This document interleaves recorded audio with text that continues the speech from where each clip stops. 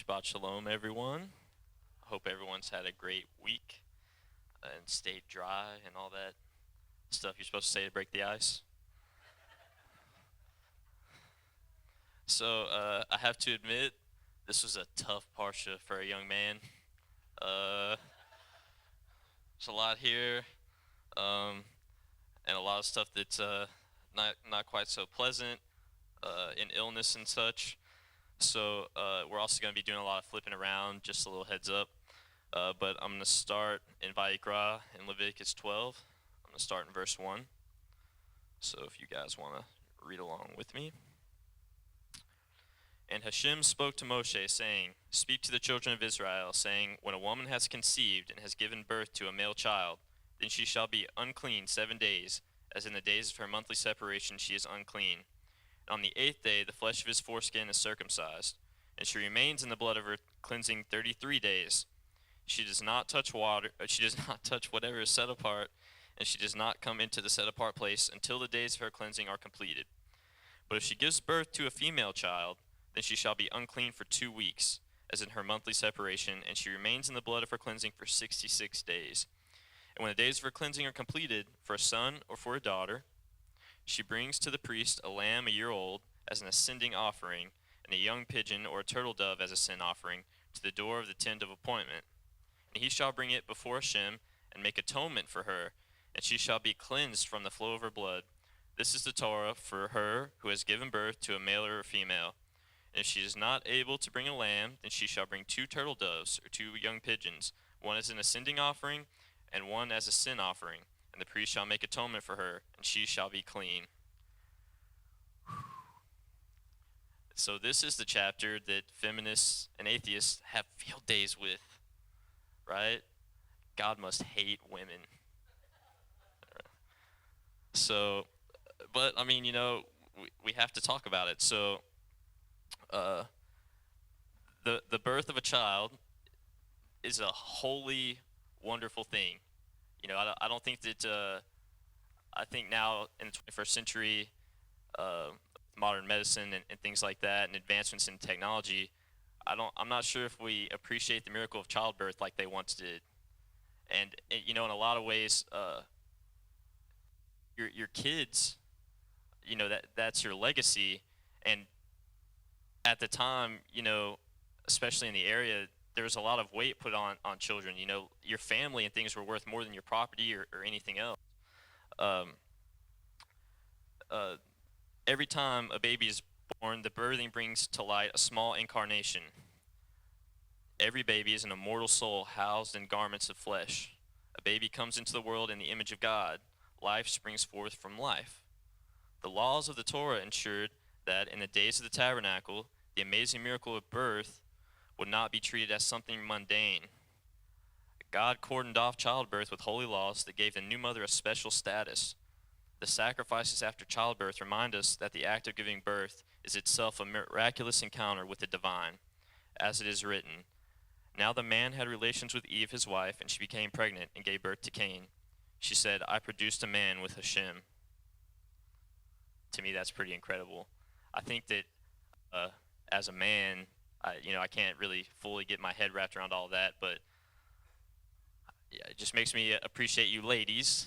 I'm not trying to get all mushy-gushy, but that's a big deal. You guys, bear life, give forth life.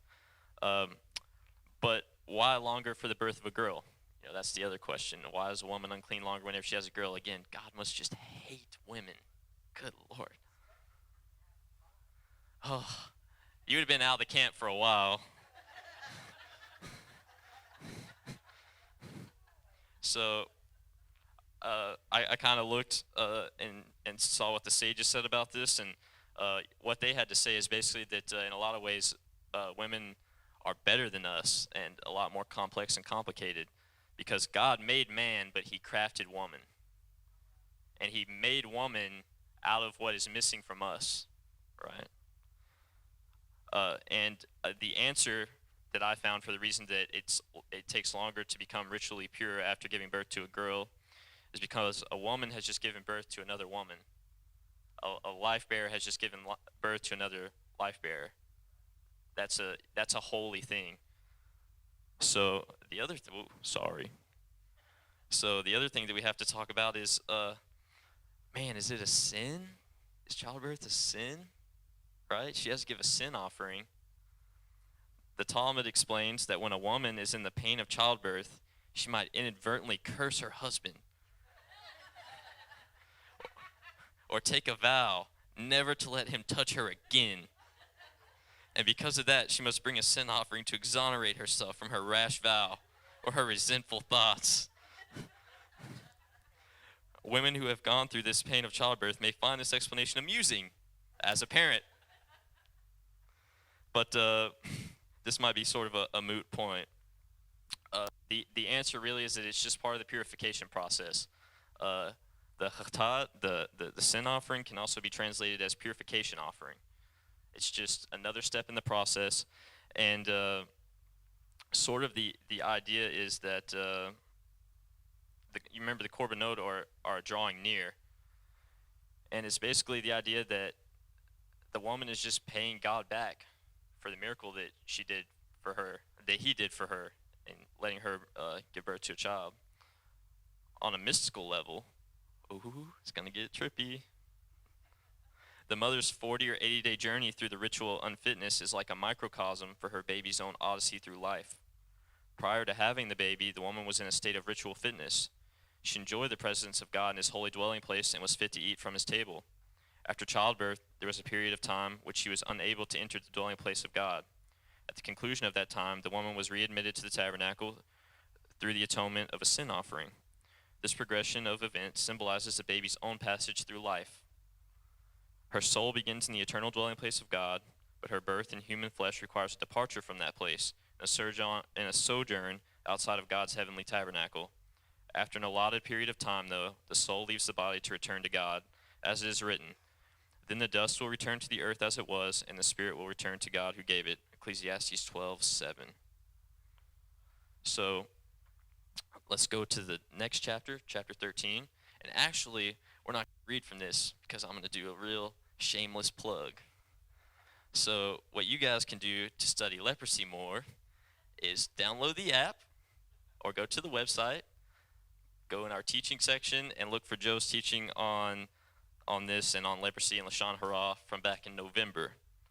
Okay, so hopefully, though, you'll remember that the sages, the rabbis, for centuries have linked Zara'at, leprosy, to Lashon Hara, which is evil speech or the evil tongue.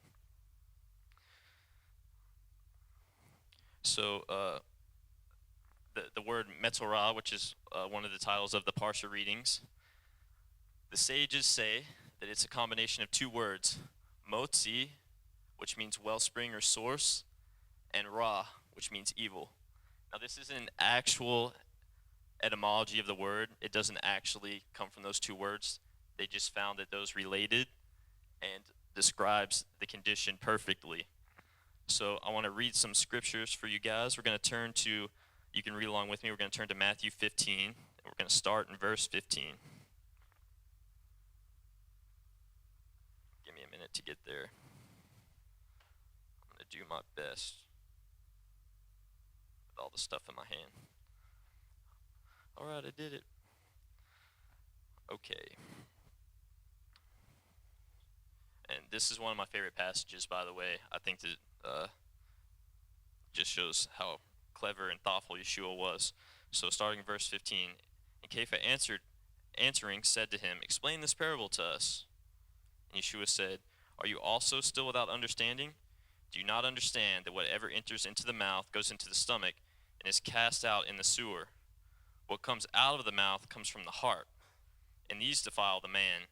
For out of the heart come forth wicked reasonings, murders, adulteries, whorings, thefts, false witnessings, and slanders. These defile the man, but to eat with unwashed hands does not defile the man."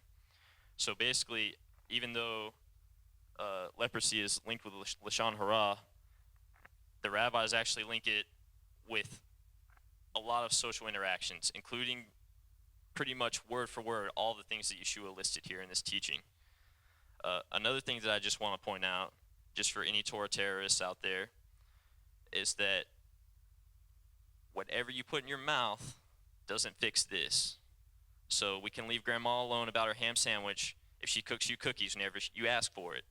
Because what's in her heart is a lot better than what she's putting in her mouth. I'm just saying, it's... Alright, anyways, I'll climb down off my high horse now. Alright, so now turn with me to Proverbs 18, verse 21. It's one that you all know, so you really don't even have to turn there.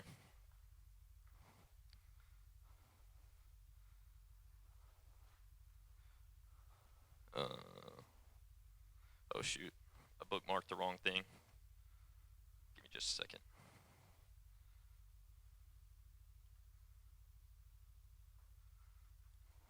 Alright. Death and life are in the power of the tongue, and those loving it eat its fruit. One that we all know. So death and life are in the power of the tongue. And one more, and this is going to be, I'm going to read quite a bit from here, James 3. We're going to start in the first verse. Alright. Not many of you should become teachers, my brothers, knowing that we shall receive greater judgment. I'll just have a seat now. For we all stumble in many matters. If anyone does not stumble in word, he is a perfect man, able also to bridle the entire body. Look, we put bits in the mouths of horses for them to obey us, and we turn their body. Look at the ships, too. Although they are so big and are driven by strong winds, they are turned by a very small rudder, wherever the pilot intends. So too the tongue is a little member, yet boasts greatly. See how a little fire kindles a great forest. And the tongue is a fire, the world of unrighteousness. Among our members the tongue is set, the one defiling the entire body, and setting on fire the wheel of life, and is set on fire by hell. For every kind of beast and bird, of reptile and creature of the sea is tamed, and has been tamed by mankind. But no man is able to tame the tongue. It is unruly, evil, filled with deadly poison. With it we bless our Elohim and Father, and with it we curse men, who have been made in the likeness of Elohim. Out of the same mouth proceed blessing and curses. My brothers, this should not be so. Does the fountain send forth the sweet and the bitter from the same opening? So what's interesting is that word moti is wellspring or source, right? Do you see the connection there to James 3? He was familiar with this rabbinic teaching. Shocker. All right, so we'll give that a break for a little bit. So as I was saying, Metzorah does not actually come from these two words. It's related to Tzaraat, which means leprosy, even though that's not a very good translation because it's not really leprosy as we know it, like the physical illness. This relates more to the spiritual illness that goes along with leprosy. So some related words I've written up here are Zerah, which is seed, Hizriah, which means to inseminate, which is also agricultural in nature, but also has to do with giving life. Remember, life and death are in the power of the tongue. And Zirah, which is a wasp or a hornet, but it can also mean, here, let me see, I don't want to butcher this.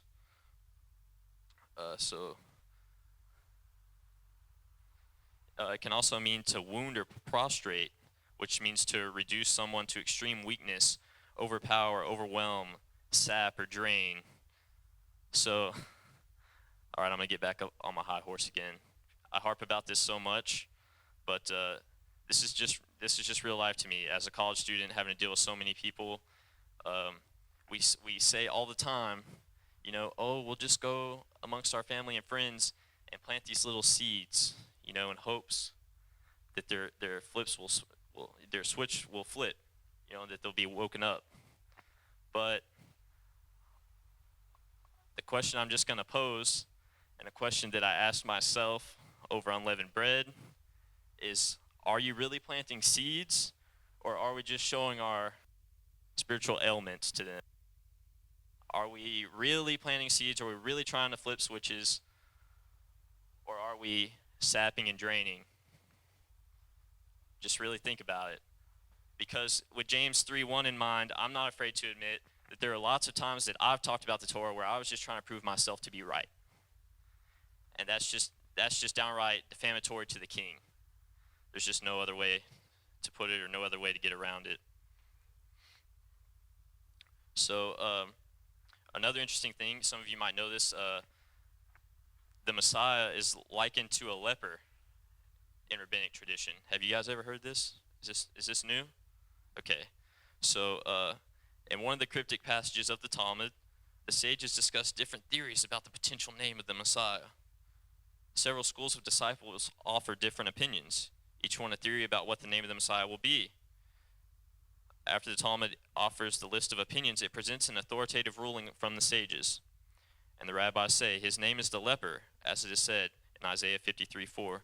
Surely our sicknesses he himself bore, and our sorrows he carried. Yet we ourselves esteemed him stricken, smitten of God, and afflicted. That's from Sanhedrin 98b. So the sages understood this verse to mean that the Messiah took on the nation's leprosy, not literally but figuratively. The title leper Messiah sounds like a deprecation, and it contradicts in a way the Bible's own description of the Messiah. Behold, my servant will prosper. He will be high and lifted up and greatly exalted. Isaiah 52:13. Therefore, the Talmud hints towards some deeper meaning when it refers to the Messiah as the leper.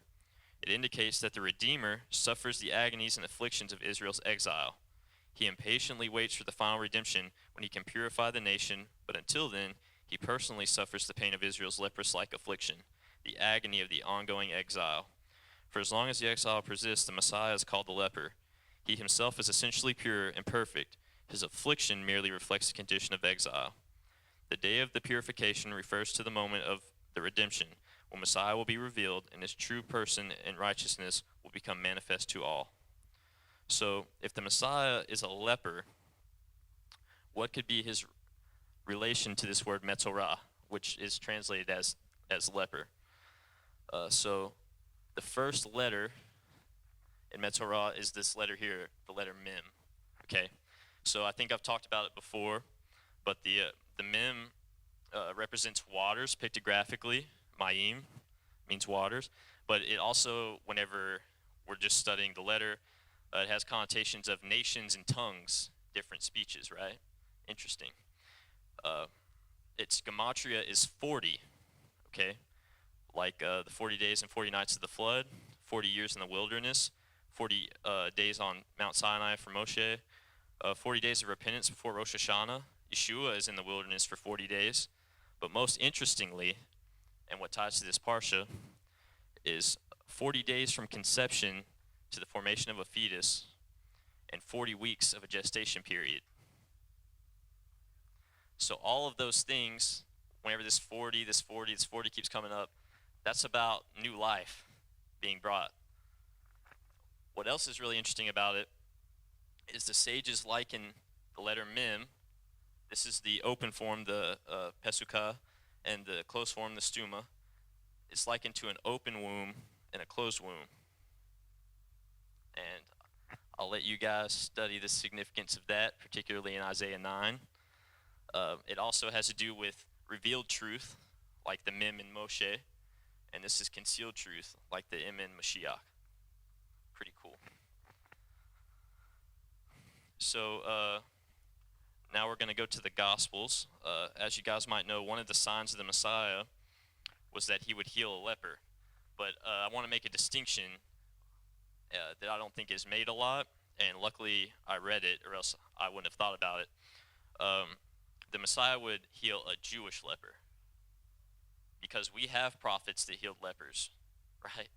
Elisha healed Naaman, and so the difference is that the Messiah would heal a Jewish leper. So let's turn to Mark 1. We're going to start in verse 38.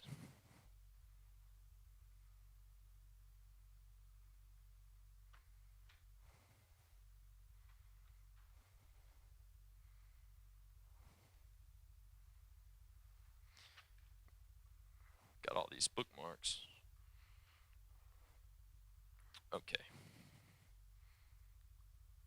And he said to them, let us go into the neighboring towns, so that I proclaim there also, because for this I have come forth. And he was proclaiming in their congregations in all Galilee, and casting out demons. And a leper came to him, calling upon him, kneeling down to him and saying to him, if you desire, you are able to make me clean. And Yeshua, moved with compassion, stretched out his hand and touched him, and said to him, I desire it, be cleansed. And immediately the leprosy left him, and he was cleansed. And having strictly warned him, he immediately sent him away, and said to him, See, say none at all to anyone, but go show yourself to the priest, and offer for your cleansing what Moshe ordered as a witness to them. But he went out and began to publish it so much and to spread the word that Yeshua was no longer able to openly enter the city, but was outside in lonely places. Yet they came to him from all directions. So what's interesting here is verse 44, and offer for your cleansing what Moshe ordered, and not only that, but go show yourself to the priest. Right? So here we have a clear-cut example of the Messiah doing one of the signs that directly points to him. I think that's the thing that people miss. Yeah, he sent him to the priest because that should say, hey, the Messiah's here, but how about he kept Torah here? Yeah, he's our high priest forever, but he sent him to the Kohanim. So now let's turn to Luke 17.